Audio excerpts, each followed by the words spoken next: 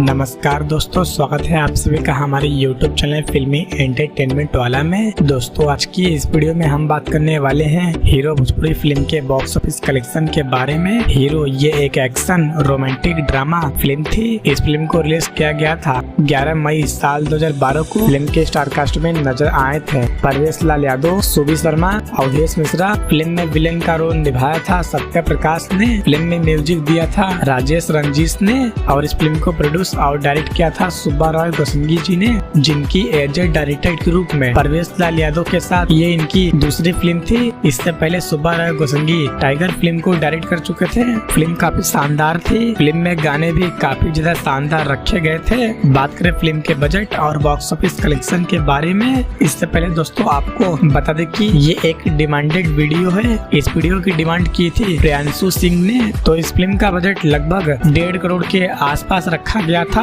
और इस फिल्म ने बॉक्स ऑफिस पर लगभग 8 करोड़ 12 लाख का कलेक्शन किया था और ये फिल्म बॉक्स ऑफिस पर सुपर हिट साबित हुई थी। तो दोस्तों आप सभी लोग ने इस फिल्म को देखा है या नहीं देखा है कमेंट बॉक्स में जरूर बताइए और ऐसे ही इंटरेस्टिंग वीडियो देखने के लिए वीडियो को लाइक और चैनल को सब्सक्राइब जरूर करें।